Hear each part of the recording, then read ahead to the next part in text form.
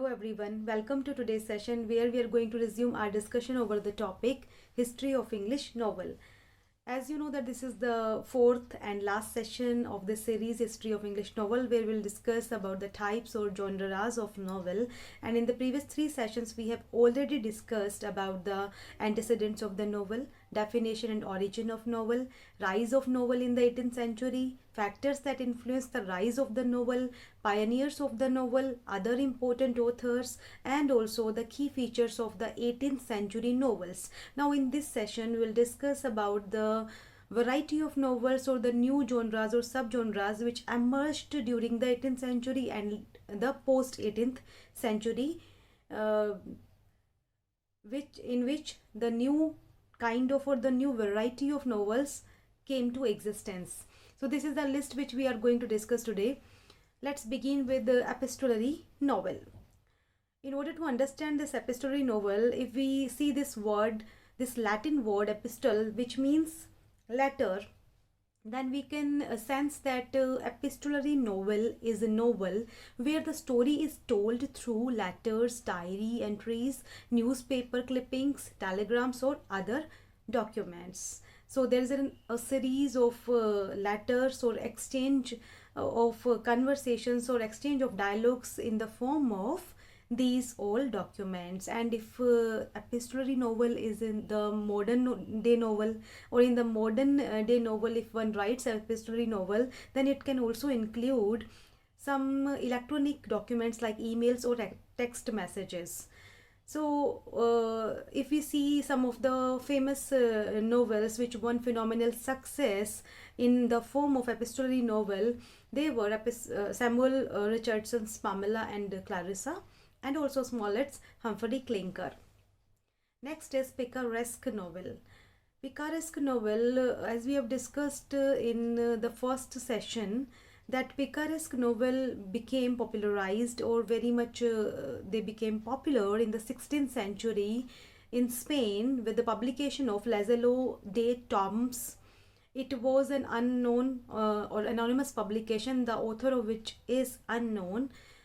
So this was the time from which picaresque novels emerged, and if we try to understand this novel, what this novel is or what this novel contains, then we can understand it from the word picaro, which from this Spanish word picaro, which actually means a rogue or low-born adventurer. So picaresque novel is a novel in which a rogue or a low-born adventurer relates or tells or narrates his adventures when he drifts from one place to another place, or one social milieu to another social milieu, in order to survive or in the quest of survival. And picaresque novel also contains these defining characteristics which you can find very easily in these types of novels, such as satire, comedy, sarcasm, and also sometimes acerbic social criticism can also be found in these types of novels. And these novels are mostly narrated in first person narration, which also gives these kinds of novel an autobiographical ease of telling the story. Some of the famous examples of this genre of novel are Cervantes' Don Quixote, Thomas Nash's The Unfortunate Traveller, Defoe's Moll Flanders, Fielding's Jonathan Wild, and Smollett's Roderick Random. The next kind of novel, or the type of novel, is satirical novel. Satirical novel is a novel which seeks to ridicule a particular element. Now this particular element which an author is seeking to satirize or mocking at or ridicule can be from a variety of subjects, I can say. Like the novelist can choose variety of subjects from which he wants to, or from on which he wants to present a criticism, like subjects like politics, academia, particular social class, or certain attitudes about race, or any subject on which a criticism can be presented, or a satire can be presented in the form of a satirical novel. And the purpose of the novelist can be to we can say a novelist wants a change in terms of opinion of the readers, that Satire is produced in order to seek a change of opinion in the readers, or at least a reaction from the readers. And this satirical novel also reveals author's opinion about particular subject, and they also proposes or provides an alternative or solution so that that situation can be improved. And the elements or the characteristics of the satirical novel, or we can say the devices in these kinds of novels, we can find in terms of humor, irony and exaggeration can be found in these types of novel. Some of the famous examples are George Orwell's Animal Farm and Jonathan Swift's Gulliver's Travels. The next is Gothic novel.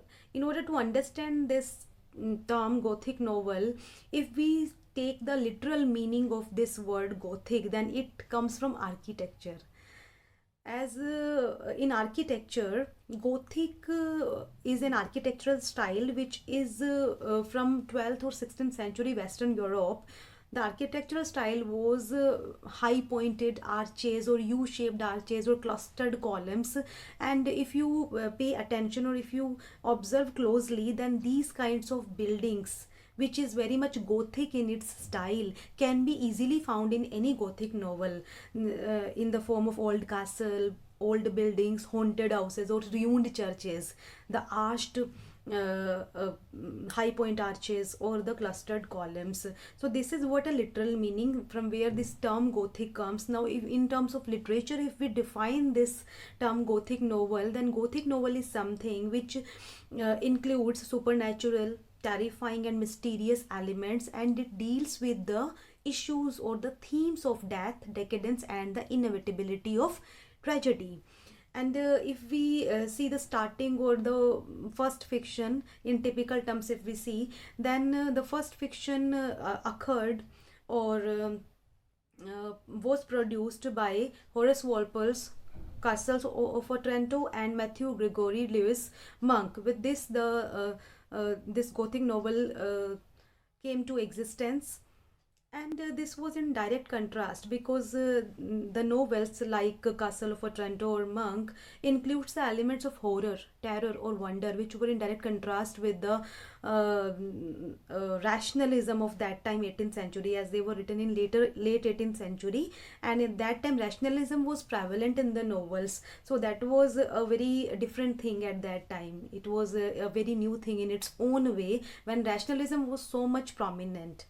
And Mary Shelley's Frankenstein is one of the classic in its own way, which has all the Gothic ingredients. And in United States, Edgar Allan Poe also brilliantly dealt with this theme or with this term Gothic novel, and he had the considerable influence in this term in with his writings. So next is novel of manners. Novel of manners this term was emerged in final decades of the 18th century, and this type of novels show a conflict between individual and society. How at one hand there is individuals aspirations or desires, and on the second hand there are some acceptable social code of behavior which an individual an individual is bound to follow or bound to comply with. So this is a conflict which usually we can see in this type of novel of manners. And we will find in these types of novel that all the characters are morally and socially obliging each other.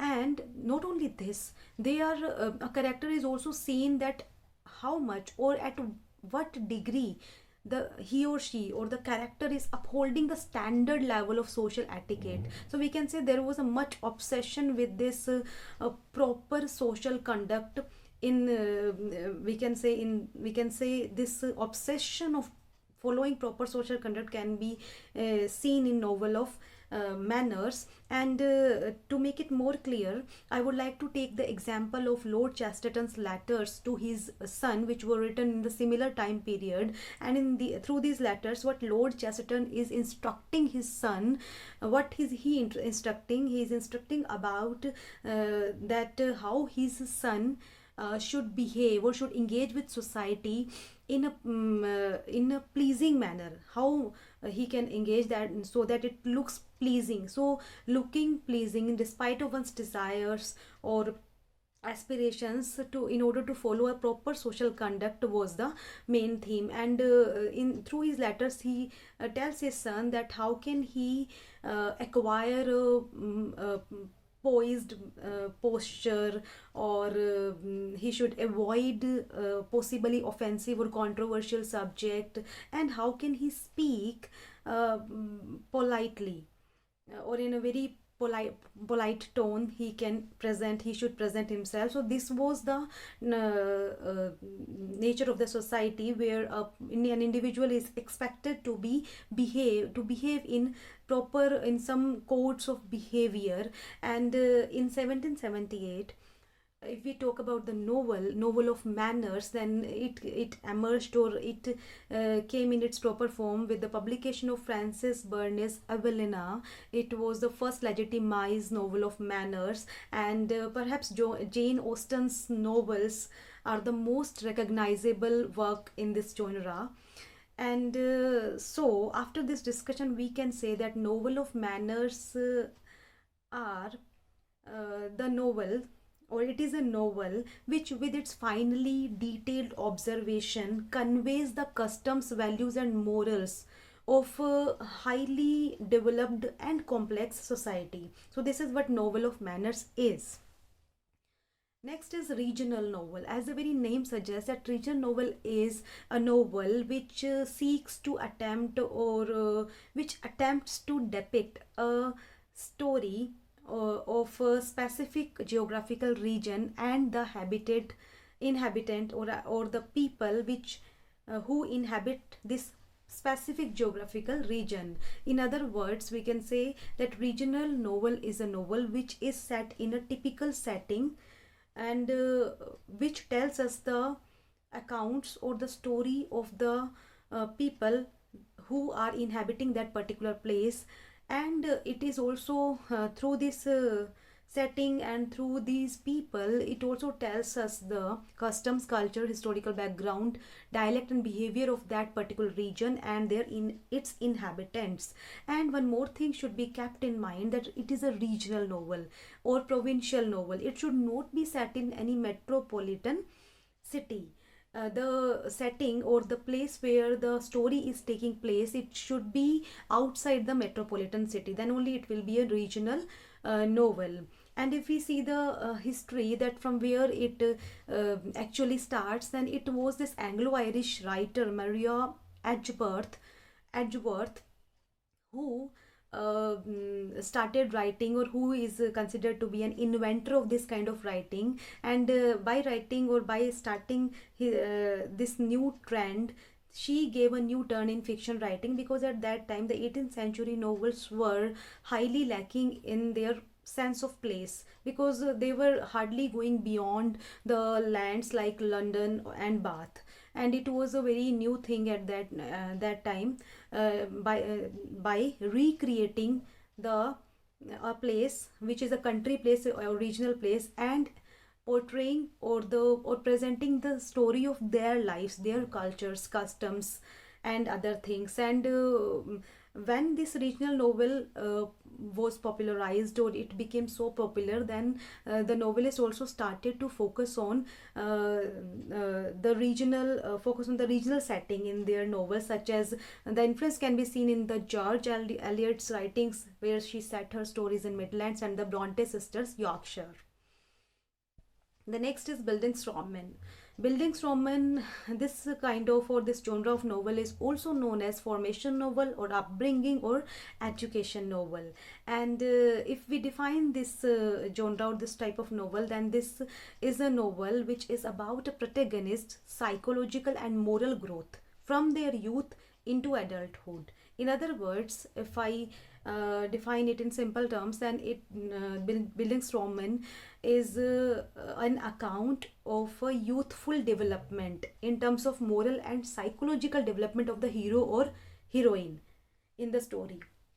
So this is Bildungsroman. And Bildungsroman, in all the Bildungsroman novel, you can find this basic division it is usually divided into four stages or four parts, which is started from lows, then journey, then conflict and personal growth, leading to maturity of the protagonist. So this is what Bildungsroman novel is, and the famous examples are Jane Eyre by Charlotte Bronte, Great Expectations by Charles Dickens, and Gone with the Wind by Margaret Mitchell. The next one is Künstlerroman. Künstlerroman is a category of Bildungsroman novel only. Uh, if I define it, then Künstlerroman novel deals with the youth and development of an individual who becomes or on the threshold of becoming a painter, musician, or poet, or any artist.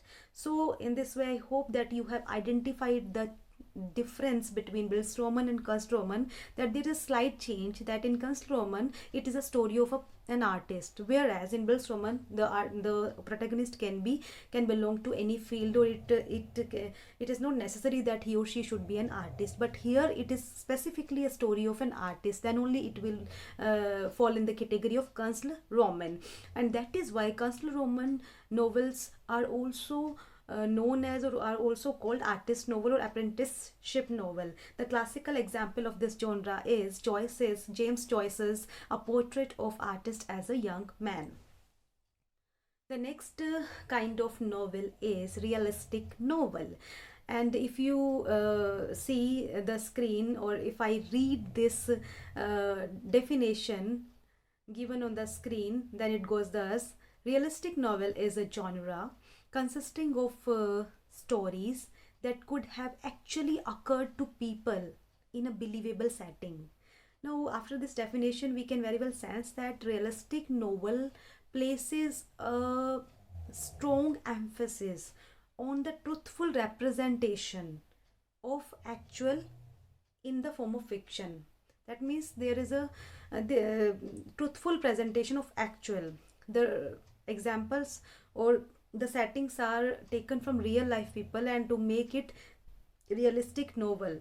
And writers or the novelist, how he or she achieves these believable settings which are very much relatable to the readers. This they do by presenting the characters which are or who are very real. If I say that in realistic novel, the characters who are presented are presented in the way who are very much relatable to us, who belong to our time. No, the story is not set in the very much past, it is recent past, or in the present time. It is a story of contemporary life. It is our world is depicted in these novels, and the characters are also real, who are dealing with real issues, not any fantasy or fantastic or unbelievable issues, or which are very much relatable to us, where from our day-to-day life issues are taken, and they are also sold. The way of solving the matter is also very realistic. That is why a reader can connect with the storyline, with the novel. That is why they are called realistic novel. And the setting or the places in the fiction are also very much real, which really exist in the world. So this touch also gives it very much realistic thing, and the resolutions of the novel also makes sense to the reader. So that is why they are called realistic novel. Now here I would like to have a brief discussion about realism and naturalism. Actually, as we have already discussed also, that with the rise of industrialization in the 18th and 19th century, a new kind of writing precipitated, or a writing precipitated which depict specifically a realism in their work. So in this way, realism came to existence, which depicts the real life, or the people are taken, the characters are taken from the middle class, or the real life of the people. And the novels also began to deal with the characters who are not entirely good or bad. That means this kind of writing is a rejection or in direct contrast with the idealism and romanticism of the previous genre.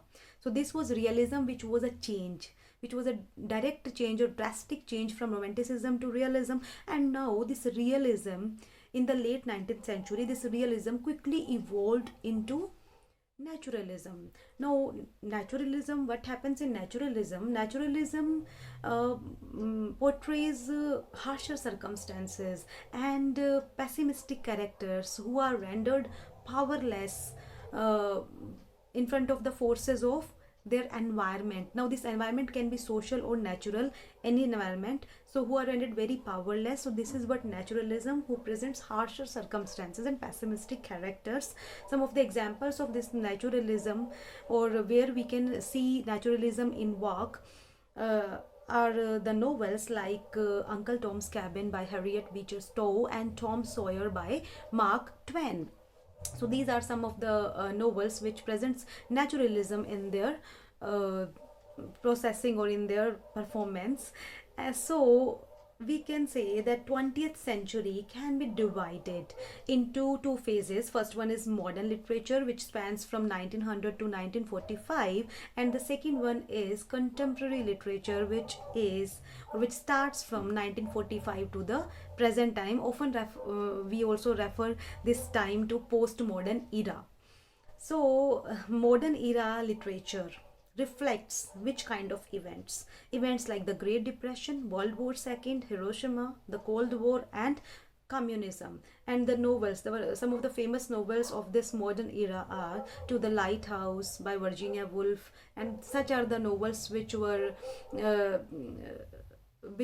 belong to modern literature till 1945. Ulysses by James Joyce. So these literary movements and historical events, uh, they paved the way to the postmodern surrealistic novels, where characters are highly reflective.